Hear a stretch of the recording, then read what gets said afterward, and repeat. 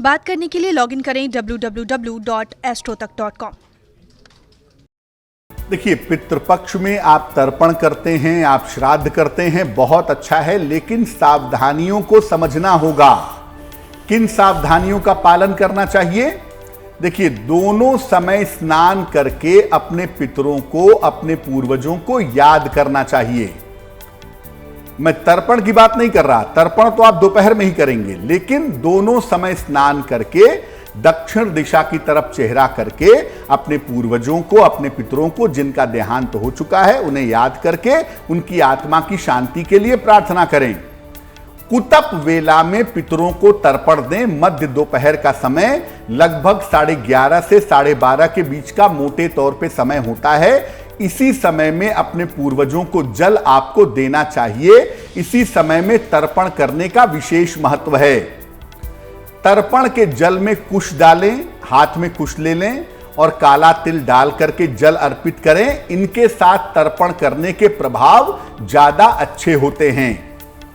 जो कोई भी पितृपक्ष का पालन करता है, पितरों को तर्पण देता है, उनको याद करता है, उसे केवल एक समय सात्विक भोजन ग्रहण करना चाहिए। बेहतर होगा कि दिन में आप केवल फल और जल ग्रहण करें, दिन के समय में केवल अपने पूर्वजों को तर्पण करें और संध्या काल में केवल सात्विक भोजन जिसमें प्याज, लहसुन आदि नहीं होगा, इनको ग्रहण करना चाहिए। पितृपक्ष में घर में भी सात्विक आहार बनना चाहिए। प्याज, लहसुन, मांस, मदिरा इत्यादि से परहेज करना चाहिए। जहां तक संभव हो दूध का प्रयोग पितृपक्ष में कम करना चाहिए। आरोग्य के दृष्टिकोण से भी दूध का प्रयोग इस समय ज्यादा करना अच्छा नहीं होता। और अगर आप अपने पूर्वजों को फूल अर्पित करना चाहते हैं या काले तिल के साथ जल में फूल डालना चाहते हैं, तो हल्की सुगंध वाले फूल, जिनकी सुगंध थोड़ी हल्की होती है, माइल्ड होती है, ऐसी सुगंध वाले सफेद फूल अर्पित करें। तीखी सुगंध वाले, जिन फूलों की खुशबू बहुत तेज होती है या रंग बिरंगे होते हैं, ऐसे फूल अर्पित नहीं करेंगे। दक्षिण दिशा की तरफ चेहरा करके पितरों को तर्पण करना चाहिए, पितरों को याद करना चाहिए, उनको जल देना चाहिए और उनके लिए श्राद्ध और पिंडदान करना चाहिए। देखिए, पितृपक्ष में आप बहुत कुछ करते होंगे, दान करते होंगे, जल देते होंगे, लेकिन एक काम जरूर करिएगा। पितृपक्ष में दक्षिण की तरफ चेहरा करके अपने पूर्वजों का स्मरण करिएगा और फिर गीता का पाठ करिएगा। बिल्कुल वैसा ही पाठ करिएगा जैसे आप किसी को सुना रहे हों। तो आप बिल्कुल भगवत गीता का पाठ उनके लिए करिएगा, इससे उनकी आत्मा को शांति मिलेगी। और देखिए, आप कभी मत सोचिए कि आपके ऊपर ये दबाव है कि आप 100 लोगों को खाना खिलाइए, 1 लाख रुपए का दान करिए। ऐसा कोई दबाव हमारे धर्म शास्त्रों में नहीं है। तो कर्जा लेकर के या दबाव में आके घर का सोना बर्तन बेच करके श्राद्ध कर्म मत करिएगा।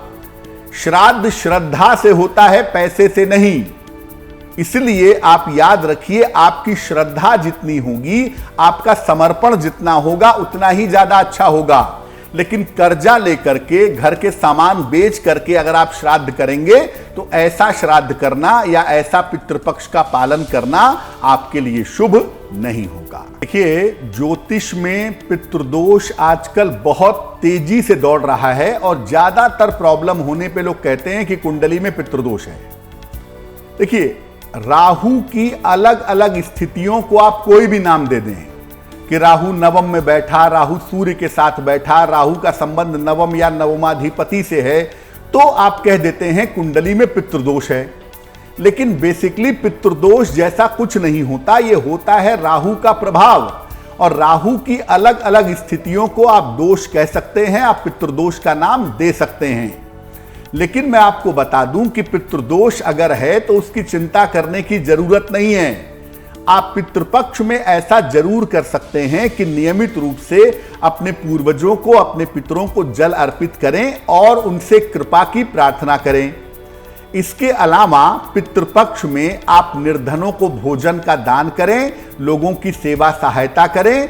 अगर राहु का बुरा प्रभाव कुंडली में है आपके, जिसको आप पितृदोष कह रहे हैं, तो वो प्रभाव आपका निश्चित रूप से दूर होगा।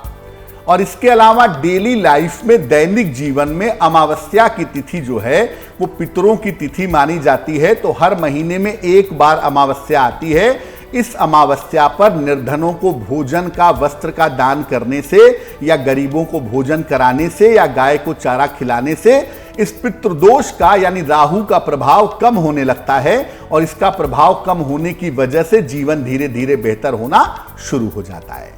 तो अगर आपसे कोई कहता है कि पितृदोष है तो आप ये समझ लीजिए कि राहु की स्थिति बहुत अच्छी नहीं है और राहु की स्थिति को ही वो पितृदोष कह रहे हैं। उसके लिए आप राहु संबंधी अगर उपाय करेंगे या पूर्वजों के लिए ध्यान, धर्म, साधना, प्रार्थना, दान करेंगे तो इसका प्रभाव निश्चित रूप से समाप्त हो जाएगा।